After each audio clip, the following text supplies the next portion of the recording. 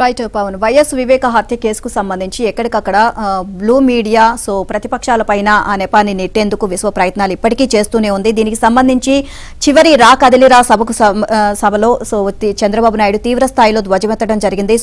దీనికి మేము చర్చకు సిద్ధం, నువ్వు చర్చకు సిద్ధమా అని చెప్పి జగన్ కు సవాల్ విసిరారు. ఆయన అంతేకాకుండా ప్రజలను ఉద్దేశించి కూడా ఎన్నో మాటలు మాట్లాడడం జరిగింది.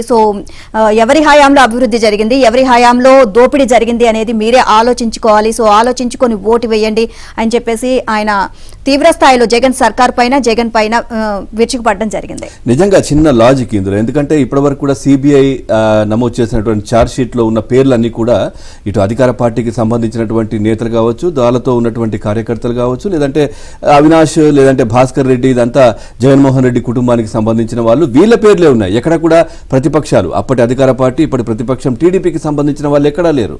అయినా కానీ ఇంకా ఇది నెపాన్నంతా టీడీపీ పై నెట్టే ప్రయత్నం జగన్మోహన్ రెడ్డి చేస్తా ఉన్నారనే విమర్శ కూడా ప్రజల్లో ఉంది. చూస్తే తన చిన్నాన్న మాజీ మంత్రి వైఎస్ వివేకానంద రెడ్డి హత్యపై సీఎం జగన్మోహన్ రెడ్డి ఇంకా నాటకాలు ఆడుతున్నారని టీడీపీ అధినేత చంద్రబాబు ధ్వజమెత్తారు. ఈ హత్యోదంతంపై చర్చకు సిద్ధమేనా అని సవాల్ కూడా విసిరారు. టీడీపీ జనసేన శ్రేణులు పాలు నీళ్లలా కలిసిపోయి పనిచేయాలని పిలుపునిచ్చారు. రాష్ట్రంలో ఎవరి హయాంలో అభివృద్ధి జరిగింది, ఎవరి దోపిడీయో ప్రజలు ఆలోచించుకోవాలని అన్నారు. ఇక శ్రీ సత్యసాయి జిల్లా పెనుగొండ సమీపంలోని కియా పరిశ్రమ ఎదురుగా సోమవారం నిర్వహించిన చివరి కదలిరా బహిరంగ సభలో ఆయన ప్రసంగించారు. ఆయనకు ధైర్యం ఉంటే వివేక హత్య, జగనాసుర రక్త చరిత్రపై పెనుగొండకు చర్చకు రావాలని కూడా సూచించారు. చిన్నాన్న ఎవరు చంపారో చెప్పాల్సిన అవసరం ఆయనకు లేదా అని నిలదీశారు. హత్యలు చేసే వాళ్లకు ముఖ్యమంత్రి అయ్యే అర్హత ఉందా అని ప్రశ్నించారు. 40 ఏళ్లుగా సభలు పెట్టాను, ఆ పర్యటనలు చేశాను, మీ ఉత్సాహం చూస్తుంటే కసితో ఆగ్రహంతో ఉన్నారు. సైకోను ఇంటికి పంపించేందుకు మీరంతా సిద్ధమా అని చంద్రబాబు జనాన్ని అడిగారు.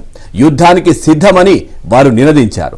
బంగారు రాష్ట్రాన్ని భస్మాసురులు నాశనం చేస్తుంటే ఉపేక్షిస్తారా అని యువతను చంద్రబాబు ప్రశ్నించారు. తాము అధికారం చేపట్టాక సంక్షేమం, అభివృద్ధి అన్స్టాపబుల్ అని అన్నారు.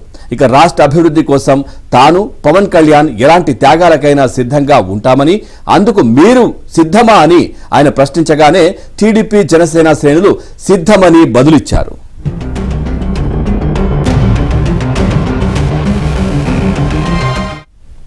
పింఛన్లు ఇచ్చానని జగన్ అంటున్నాడు. పింఛన్లు ప్రారంభించిందే ఎన్టీఆర్. ఈ విషయం వైసీపీ బచ్చాలకు తెలుసా అని చంద్రబాబు ప్రశ్నించారు. గత ఎన్నికల్లో టీడీపీ అధికారంలోకి వచ్చి ఉంటే తొలి నెలలోనే 3000 పింఛన్లు ఇచ్చేవాళ్లం. మేం కూడా ఇంటింటికి పింఛన్లు ఇస్తామని, సక్రమంగా ఇవ్వకుండా జగన్ అన్యాయం చేశాడు.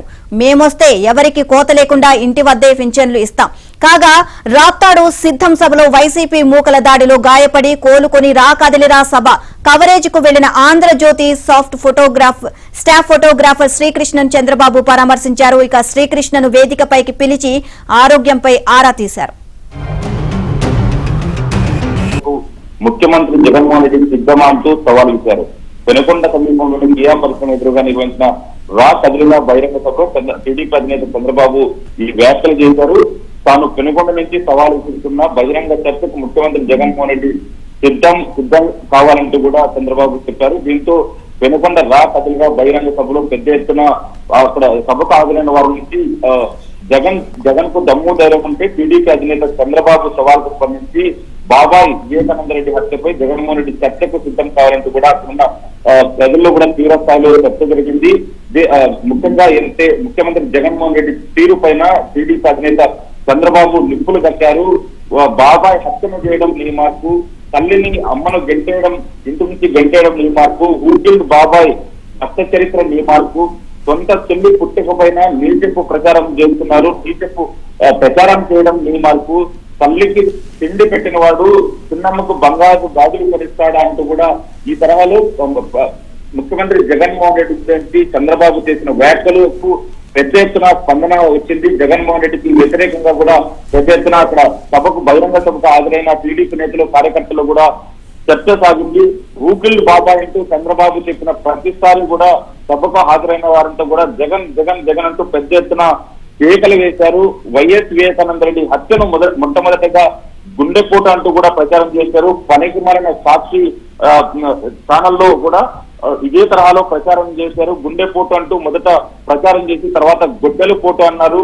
గొడ్డలు పోటు అని చెప్పడానికి సొంత చెల్లి అడుగుతున్నారు గొడ్డలు పోటు అని ఎవరు చెప్పారు, గొడ్డలు ఎవరు తెచ్చారు, ఎక్కడి నుంచి తీసుకొచ్చారో హత్య చేశారు. ముఖ్యమంత్రి జగన్మోహన్ రెడ్డి సమాధానం చెప్పాల్సిన అవసరం ఉంది. ఇప్పటికే ముఖ్యమంత్రి జగన్మోహన్ రెడ్డి దీంతో పాటు వైఎస్ వివేక హత్యలో ప్రమేయం ఉన్నవారు తన చుట్టూ ఉన్నారు, అంతకులే తన చుట్టూ ఉన్నారంటూ కూడా సొంత చెల్లెలు చెప్తున్నారంటే ముఖ్యమంత్రి జగన్మోహన్ రెడ్డి వ్యవహార తీరు ఏ విధంగా ఉంటే ప్రజలు అర్థం చేసుకోవాల్సిన అవసరం ఉందంటూ కూడా చెప్పారు. సిబిఐ విచారణ కావాలని మొట్టమొదట చెప్పిన తర్వాత సిబిఐ విచారణ ఇస్తున్న సిబిఐ అధికారులపైన కేసులు పెట్టావు, సొంత చెల్లెలు సిబిఐ ఎంక్వైరీ కోరితే తనపైన ఇప్పటికే 11 కేసులు ఉన్నాయి, కేసు సిబిఐ విచారణ జరిగితే 12వ కేసు అవుతుందంటూ చెప్పడం చూస్తుంటే ఖచ్చితంగా ముఖ్యమంత్రి జగన్మోహన్ రెడ్డి ప్రమేయం ఉంది. జగన్నాథుల రక్త చరిత్ర ఇది, అవసరమైతే సాక్షి పేపర్ చేయండి